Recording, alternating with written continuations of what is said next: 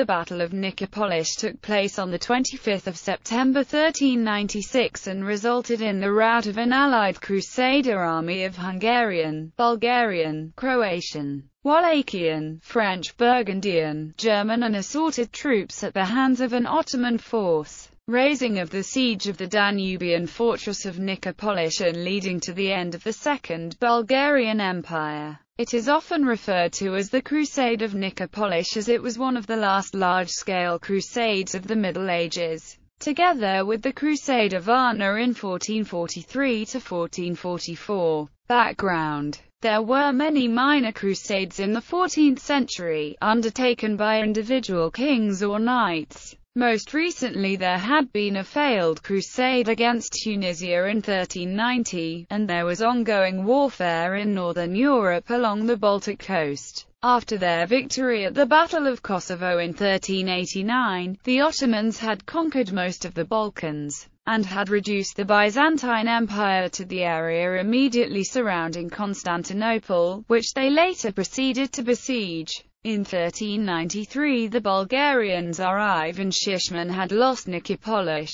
his temporary capital, to the Ottomans, while his brother, Ivan Stratimir, still held Vidin but had been reduced to an Ottoman vassal. In the eyes of the Bulgarian boyars, despots and other independent Balkan rulers, this was a great chance to reverse the course of the Ottoman conquest and free the Balkans from Islamic rule. In addition, the front line between Islam and Christianity had been moving slowly towards the Kingdom of Hungary. The Kingdom of Hungary was now the frontier between the two religions in Eastern Europe, and the Hungarians were in danger of being attacked themselves. The Republic of Venice feared that an Ottoman control of the Balkan Peninsula, which included Venetian territories like parts of Morea and Dalmatia, would reduce their influence over the Adriatic Sea, Ionian Sea and Aegean Sea. The Republic of Genoa, on the other hand, feared that if the Ottomans would gain control over River Danube and the Turkish Straits,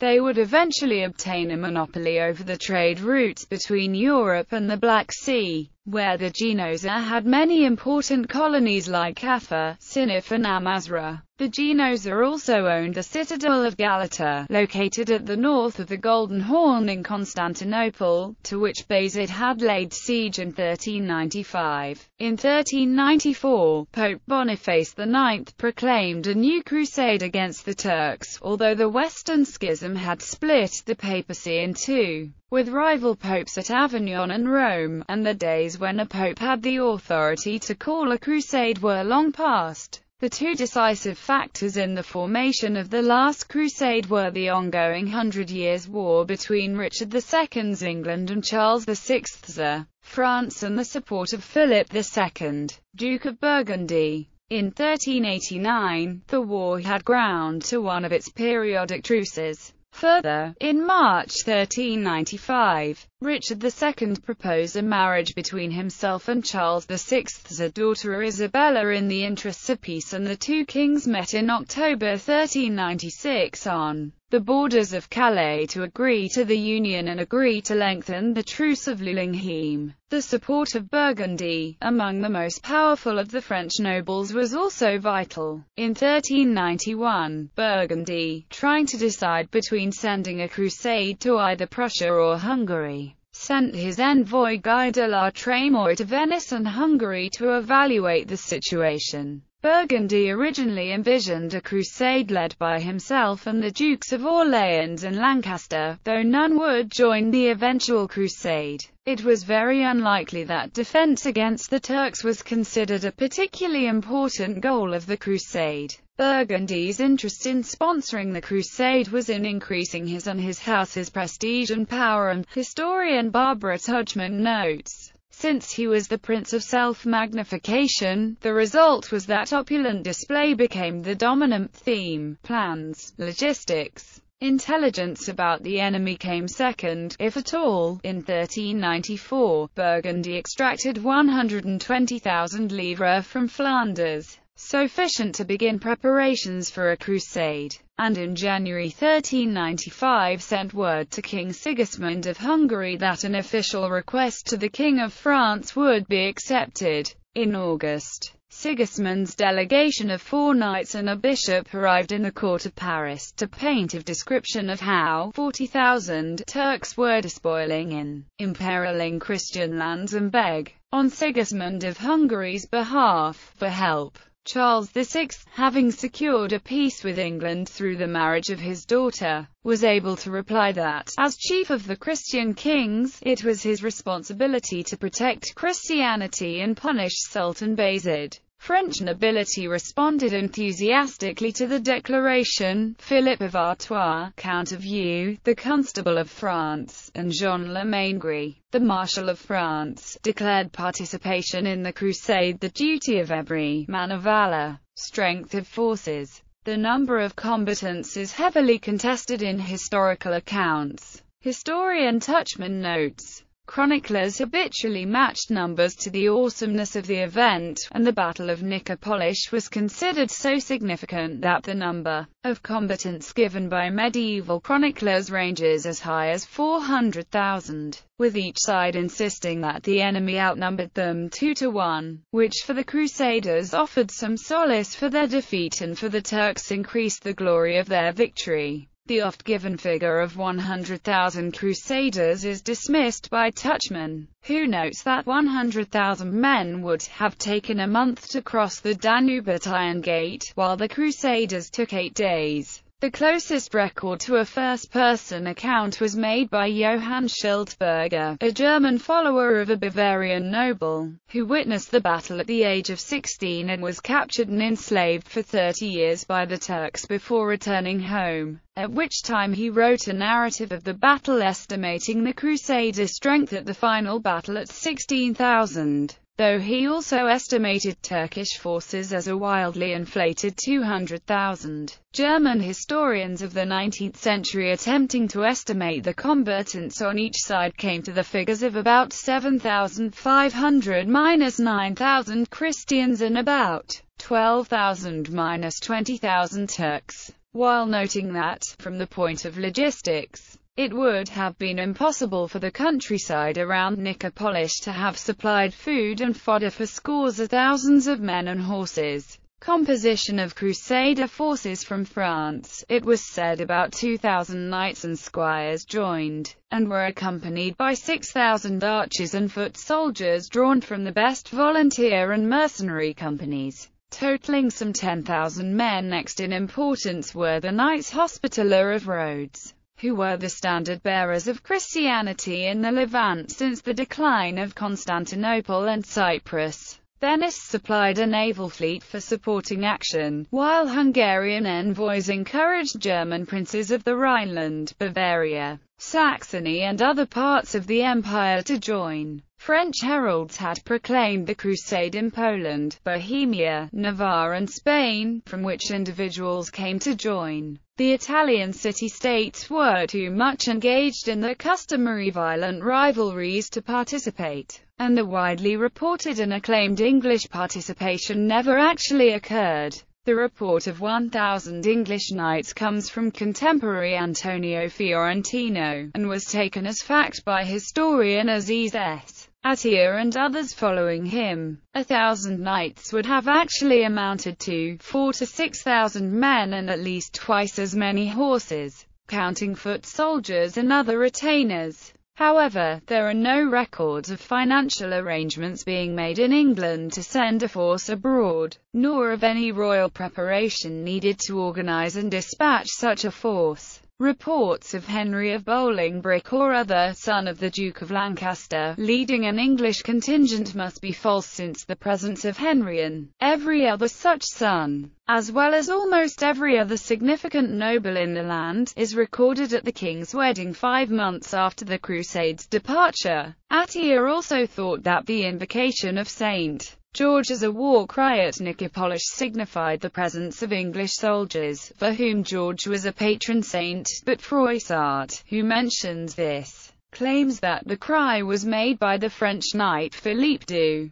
Furthermore, there was no collection of ransom money in England to pay for captives, as there was in every other country that had sent men to the battle. Sporadic mention in contemporary accounts of the presence of English may be attributed to Knights Hospitaller of the English tongue subgrouping, who joined their comrades for the Crusade after leaving Rhodes and sailing up the Danube. Possible reasons for the English absence include the increasing tension between the King and the Duke of Gloucester, which may have convinced the two that they had best keep their supporters close, and the antipathy caused by the long war between the English and French, resulting in the English refusing to consider putting themselves under a French-led crusade, regardless of the recently concluded peace. Nevertheless, obviously inflated figures continue to be repeated. These include 6–8,000 Hungarians, 10,000 French, English and Burgundian troops,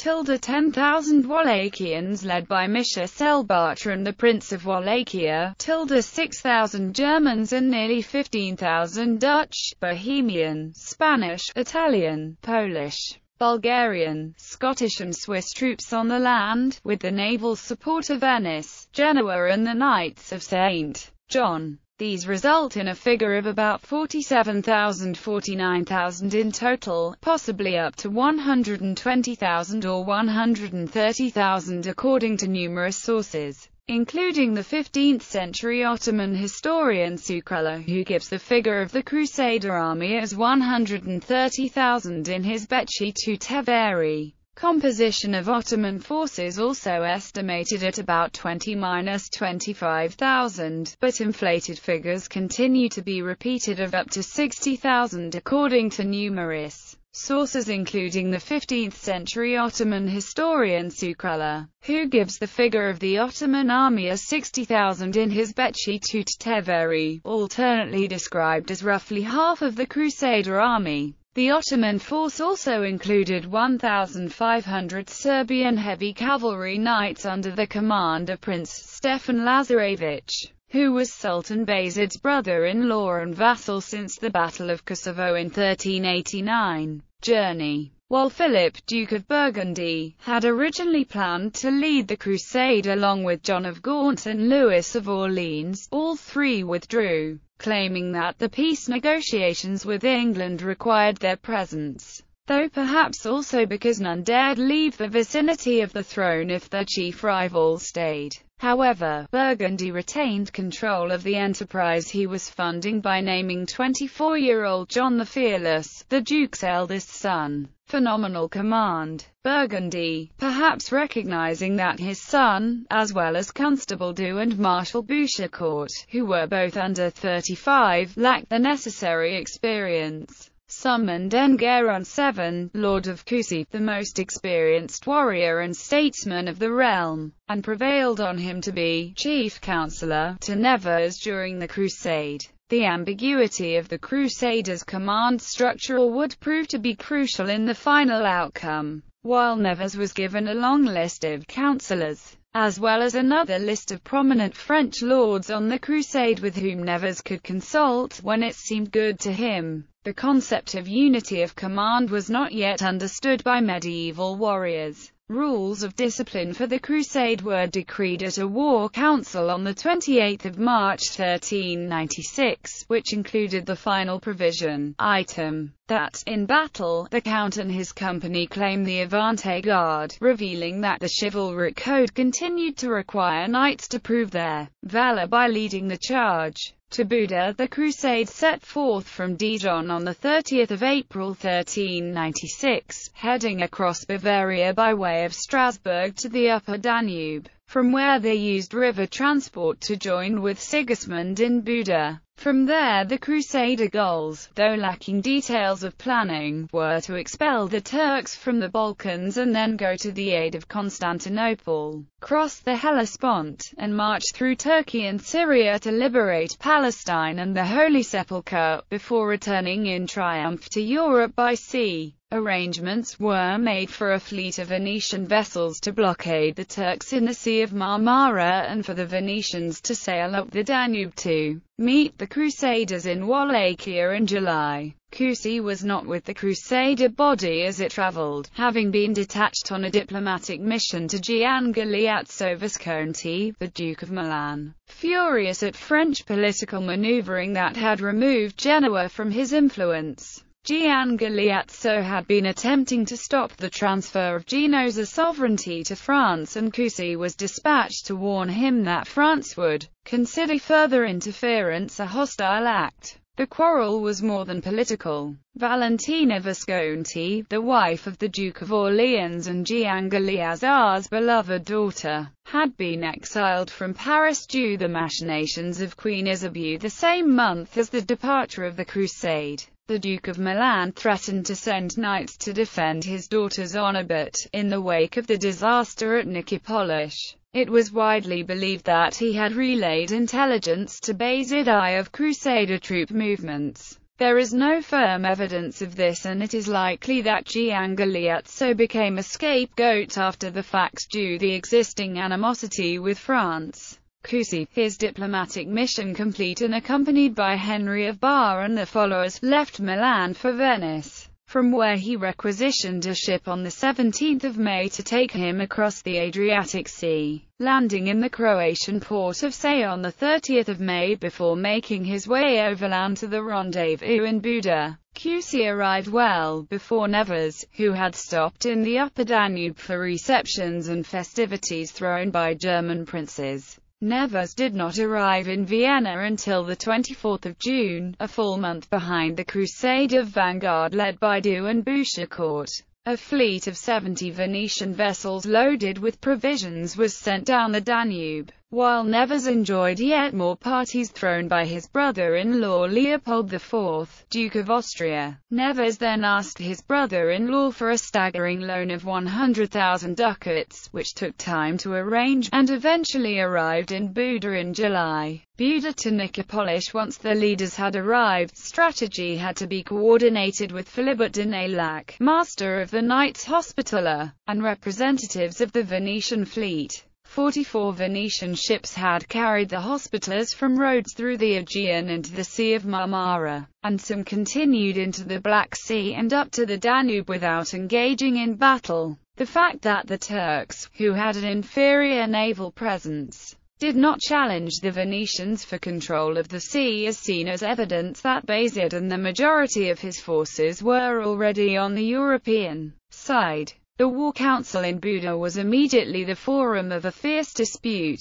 The previous year, Bayezid had declared that he would attack Hungary by May, yet he had not appeared by end of July. Hungarian scouts sent out as far as the Hellespont could find no sign of him, causing the French to proclaim that he was a coward. Sigismund of Hungary assured the Crusaders that Bayezid would come, and advised that it would be wiser to let the Turks make the long march to them, rather than make the same long march to find them. This strategy was rejected by the French and their allies. Cusi, acting as spokesman, stated, "Though the Sultan's boasts be lies, that should not keep us from doing deeds of arms and pursuing our enemies. For that is the purpose for which we came." Sigismund had little choice but to acquiesce, though chroniclers also write that Cusi's speech excited jealousy in Du, who felt that he should have had the honor of spokesman due to his position as Constable of France. The Crusaders began to march down the left bank of the Danube, though part of the Hungarian army veered north to gather the forces of Transylvania and the Misha the Elder-led forces of Wallachia. The remainder of the Hungarians brought up the rear of the Crusader column. As the Crusaders moved into Muslim-held territory, pillaging and mistreatment of the population reportedly grew. While Crusaders had been reported to engage in periodic pillage and rapine while passing through Germany, the indiscipline of the French reportedly reached new heights when they entered schismatic lands. Chroniclers also waxed eloquent on the immorality and blasphemy of the Crusaders, writing detailed accounts of drunkard knights lying with prostitutes for days, despite writing from at best second-hand accounts. Tuchman cautions that such chroniclers were part of a contemporary tendency to blame the defeat of the Crusade on the immorality of the Crusaders, and that it is impossible to verify such claims. At Orsova, where the Danube narrows at the Iron Gates Gorge, the column crossed to the right bank using pontoons and boats over 8 days. Their first target was Vidin, previously the capital of western Bulgaria and then under Turkish control. The ruler of Vidin, Ivan Sratsamir of Bulgaria, having no desire to fight for his Turkish conquerors against an overwhelming force of crusaders, promptly surrendered. The only bloodshed was the execution of Turkish officers in the defending garrison, though the incident served to further convince the French that Turks were incapable of challenging the Crusaders in the field. The next target was Oryahovo, a strong fortress located 75 miles from Vidin. Frustrated by the lack of opportunity to show their bravery and deeds of arms, the French carried out a forced march at night to reach the castle before their allies, arriving in the morning just as the Turkish forces had come out to destroy the bridge across the moat. In fierce combat the French secured the bridge but were unable to push forward until Sigismund arrived. The forces combined and managed to reach the walls before night, forced the combatants to retire. The next morning the inhabitants of Oryahovo agreed to surrender to Sigismund on the assurance that their lives and property would be spared. The French promptly broke Sigismund's agreement, pillaging and massacring the town after the gates were open, and later claiming that they had taken the town by conquest because their men-at-arms had topped the walls the night before. 1,000 residents, both Turkish and Bulgarian, were taken hostage and the town set ablaze. The Hungarians took the French action as a grave insult to their king, while the French accused the Hungarians of trying to rob them of the glory of victory through combat. Leaving a garrison to hold Oryahovo, the Crusaders continued towards Nicopolis, assaulting 1 or 2 forts or settlements along the way, but bypassing one citadel from which messengers escaped to inform Bayezid of the Christian army. On the 12th of September the Crusaders came within view of the fortress of Nicopolis on its limestone cliff.